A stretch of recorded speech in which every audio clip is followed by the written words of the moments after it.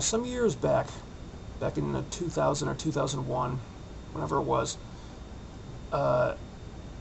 during the now infamous invasion angle, the WCW ECW invasion angle, and I believe it was an episode of SmackDown, and something went wrong during the show. I don't know the specifics of it, but the short version is they had some type of problem backstage during the taping of the show, and they wound up with a segment to fill and not much time to fill it. And Paul Heyman, he solved this problem by going out to the ring during the show and cutting this impromptu promo to fill the time they needed. It was the You Made Wrestling a Dirty Word promo, which I'm sure many of you remember. It's really hard to forget it. I remember it very well. And basically what Paul Heyman did was he called Vince McMahon out to the ring and then just completely ran him down on the mic. And one of the things he said was that basically Vince got to where he is today on his way to building the WWE into the huge mega corporation that it is by stealing all the ideas and all the concepts of his rival wrestling promoters, passing them off as his own, and then using those ideas and those concepts to drive his competitors out of business.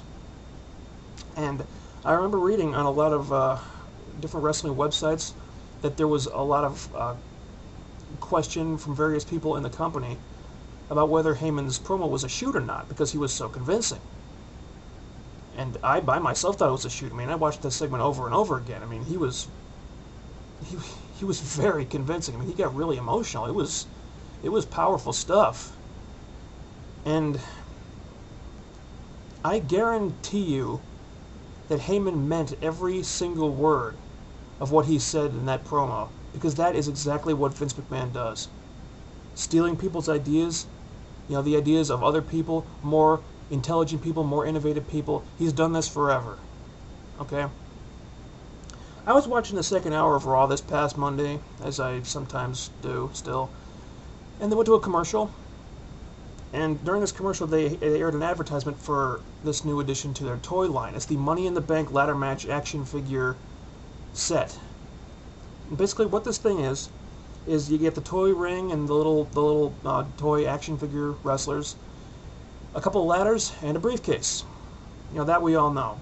But changes have been made to this toy set because it is not the same as the Money in the Bank ladder match that we were familiar with from past WrestleManias. They still have the ring, they still have the ladders, they still have the briefcase. However, these changes, these additions, take the form of these stanchion poles, these metal stanchion poles, one at each corner of the ring, and then a big crisscross in the form of an X above the ring, with the suitcase suspended in the middle. Does this remind you of anything? Because it seems to me like the WWE creative department, or whoever the hell it is comes up with these things, took a good look at the TNA concept match, the Ultimate X match, and said to themselves, hey, you know what? That's a really cool idea. How can we steal it, pass it off as our own idea, and make a bunch of money off of it? Because that's all this thing is, really. It's an incredibly thinly veiled ripoff of the TNA concept match Ultimate X. And I don't know if TNA, I don't know if this is on TNA's radar yet or not. I don't know if they have these things trademarked or whatever, but they seriously need to be made aware of this thing if they're not aware of it already. And as much as it sickens me to say this, I really am not surprised at all. Because this is exactly what Vince McMahon has done throughout his entire career, just like Paul Heyman said that night. Every single great idea Vince McMahon has ever had has come from somebody else. If it hadn't have been for ECW, the original ECW, there'd have been no Attitude Era. If it hadn't have been for the NWO, there'd be no DX. And it just turns my stomach when people can see things like that go down and then look at Vince McMahon and call him a genius. Because Vince McMahon is no genius. Vince McMahon is nothing but a creative borrower. Okay? That's all he is. That's all he's ever been. That's all he will ever be. And I seriously hope TNA takes him to court over this, because they would have such a strong case. They would have the strongest case in the world because all the evidence is right there for anyone who wants to see it. And Vince would have literally nothing to do but sit right there on the stand, stick his thumb straight up his ass, and say, you know what? You're right. I stole it.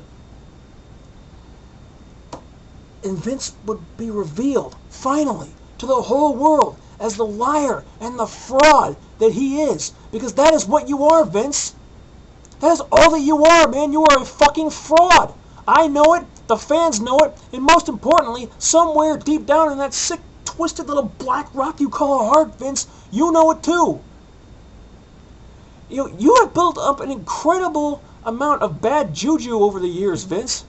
And sooner or later, someday, I don't know when it's going to happen, but someday this is all going to come back around on you and bite you on the ass, Vince.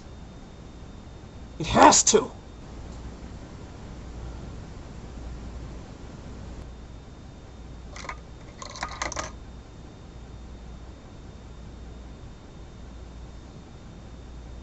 Can't you see he's the man? Let me hear you applaud. He is more than a man. He's a shining golden god.